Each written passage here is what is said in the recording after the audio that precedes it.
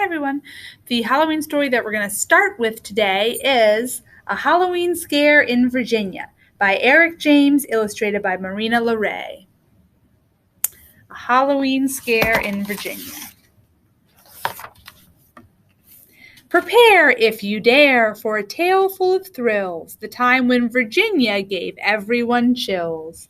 A night filled with sights that are best left unseen. You ready? You sure? This was my Halloween. The werewolves howled loudly. The moon shone so bright, I stayed in my bedroom, the curtains shut tight. My heart started pounding, my knees felt so weak, but being a brave kid, I just had to peek. I pulled back the curtains, my mouth opened wide. An army of monsters had gathered outside.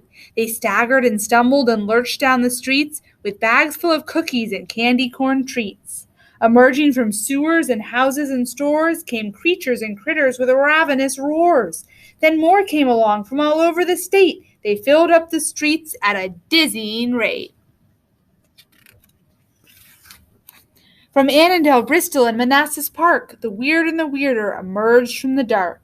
They gathered together for one spooky night to seek out the living and give them a fright. The thunder clapped loudly with terrible booms. The witches dodged lightning and clung to their brooms. The two-headed doggies tried chasing their tails, and banshees let loose with their hideous wails. The vampires hung out on the streets in their gangs and grinned just to show off their pearly white fangs.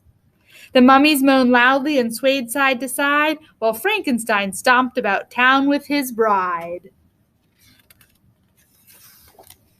A kraken washed up on Virginia Beach. It lunged for the locals but couldn't quite reach. The witches defended their right to bear charms while chanting a spell to shrink all of its arms.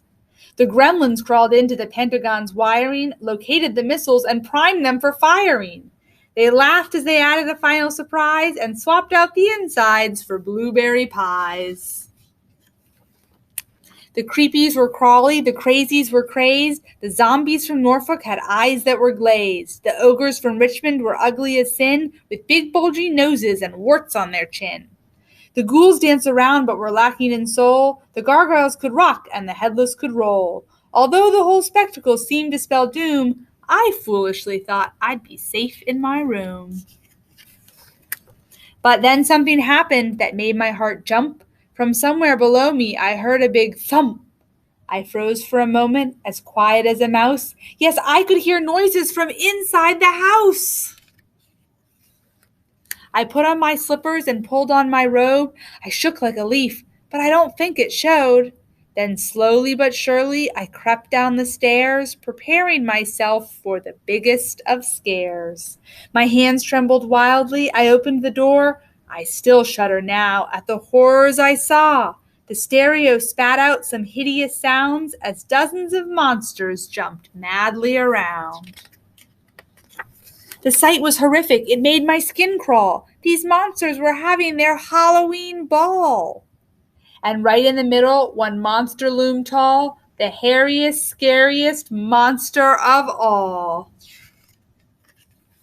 He turned round and saw me. I fell to my knees. I'm not very tasty, so don't eat me, please. He beamed ear to ear and broke free from the huddle, ran over and gave me a big monster cuddle.